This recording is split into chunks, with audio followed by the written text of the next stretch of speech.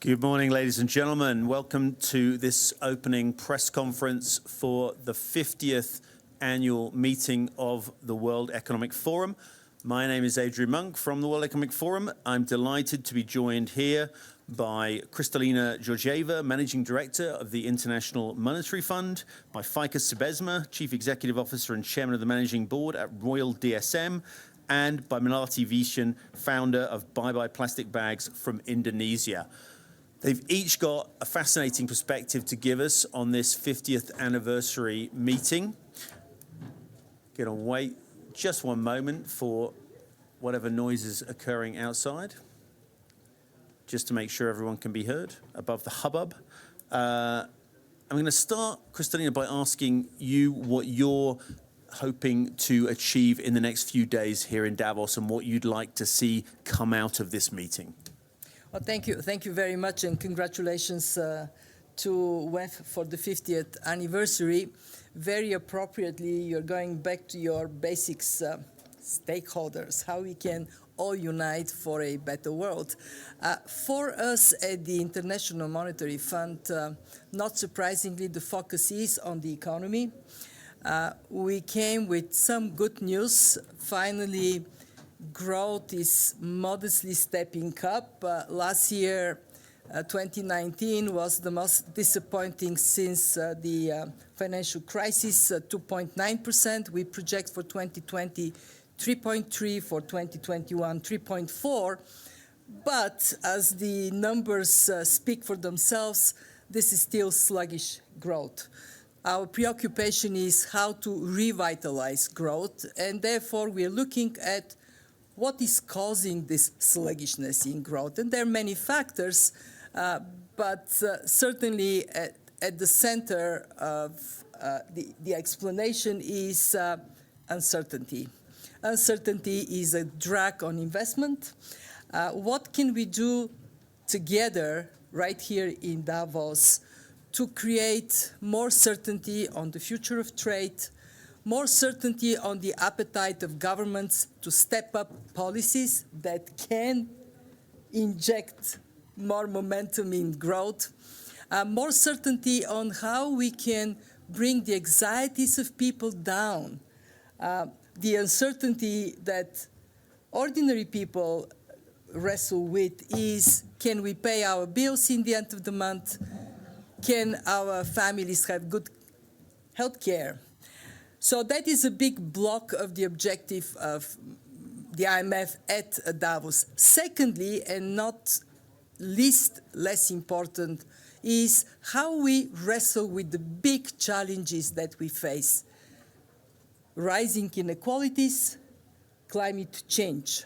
What can we do working with trade unions, with employers, to come up with policies that are stopping and reversing this dangerous trend of increasing inequalities?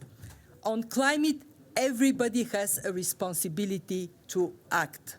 For my institution, there are two areas where we can be a force for good. One, fiscal policies. How can fiscal policies accelerate a transition to low-carbon, climate-resilient economy?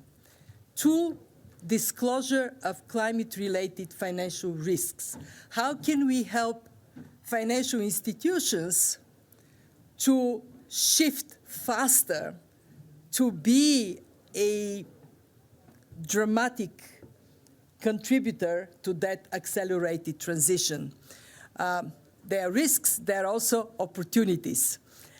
It may very well be that strong climate action is that very silver bullet we need to revitalize growth.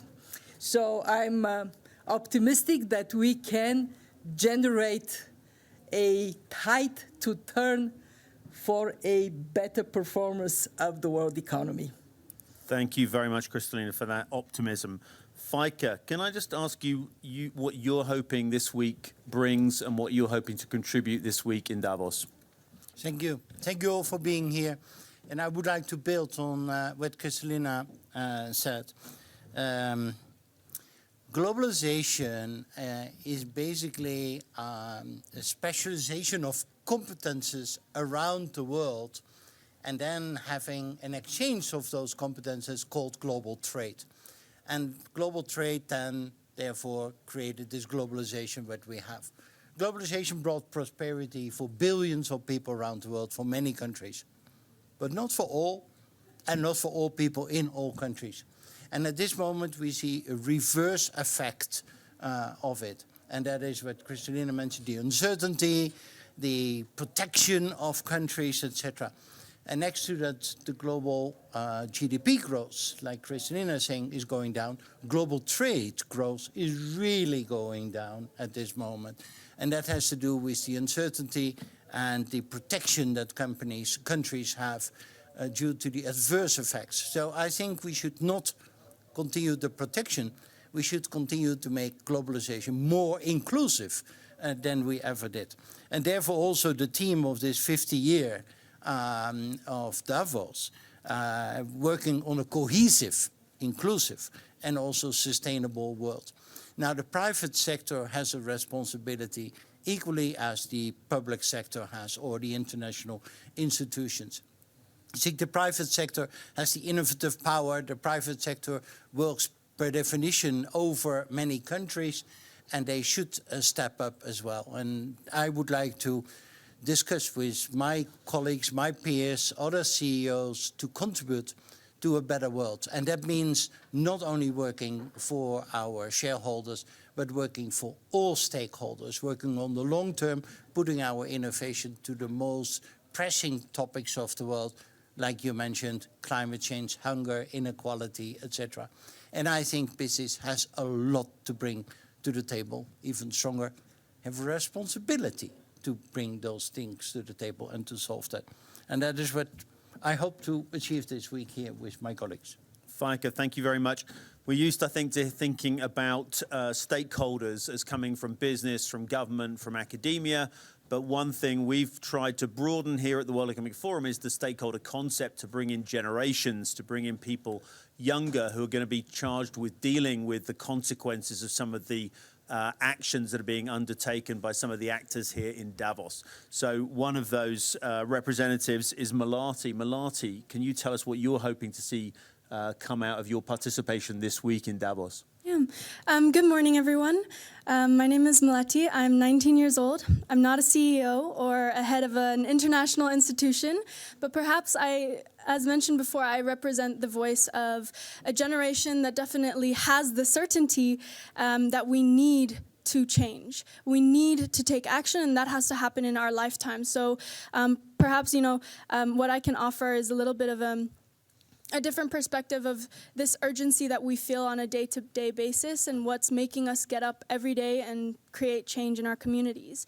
I also just wanted to highlight that I know that right now we're speaking alongside another session where Greta Thunberg is speaking, and she has become one of the world's most important young activists, really raising the bar and bringing the discussion of climate change to a dinner table conversation in every household. But luckily, she is not alone. And I'm here at the World Economic Forum together with a group of 10 young changemakers from all corners of the world, focusing on all sorts of different topics, all sorts of different genders and race topics that we're really, really passionate about. And 2019 was an incredible year of raising awareness. It really got us out there, it raised the bar again. But 2020 is going to be the first year of a new decade, and it has to be a decade of action. Because either we make the change that we need to see, or we don't. And it's as simple as that. So my 3 ideas that I hope to be sharing at this conference, at the forum this year, are 3 things. What we've seen is the potential of, so maybe instead of every Friday striking and gathering out on the streets, why don't we start every Friday by asking the education system to teach about climate action, to actually teach us how we can take a part of solving this climate crisis? How can we learn those skills? How can we, utilize the 7 hours a day that we are at school to learn about how we can actively get involved in climate action? This is a suggestion, this is an idea that I hope that can plant seeds in educators, can plant seeds in CEOs, and mothers and fathers, and also in governments. The second idea is this thought that has been brewing in my head for the last 7 years, being actively involved with the NGO Bye Bye Plastic Bags, which I founded when I was 12 years old. Actually changed and created environmental policy by last year having Bali banned plastic bags. Something that after the last 7 years, talking to all these students around the world, over 65,000, I kept hearing the same question. How can we do what you are doing? And this is where Bioplastic Bags has 50 teams around the world in 29 countries, led by young people who are actively trying to impact their local communities. But there's more. Plastic bags is just a low-hanging fruit. It's the first step. What about the 17 Sustainable Development Goals by the United Nations? How can we use that as a framework to really ignite young people to find their passions, to get the right skills, and then go back out there on the front line? So this is our new project called Youthtopia. And this is really where we want to empower and inspire and educate young change makers, get all the peer-to-peer learning programs created, and share that with the eager, hungry young people that want to ask, what's next? How can we, after participating in a climate strike, how can we, after learning about all of these issues, what can we do actively? And the last thing is the idea, again, stressing the fact of the importance of investing in human capital. Oftentimes we see so many grassroots activists, grassroots organizations rising up, but how can we encourage and convince governments to invest in human capital more and more? And tying it back to the overall World Economic Forum, this has to be a collaboration, and that includes all levels of society. So again, representing the younger generation, there is no more time to waste. Not one more breath, not more seconds. We have to commit everything into this, and that's what I've been doing as a full-time young changemaker. Thank you all to my panelists. And can I just get a sense in the room if there's questions? I know everyone has sessions to go to and things on their schedules. If you've got a question, pop your hand up. If we are free to move on, I will thank all my panelists and crack on with today's very busy agenda. Thank you all for being here. Thank you for joining us on live stream, and look forward to catching up with you on today's sessions. Thanks, everybody. Thank you.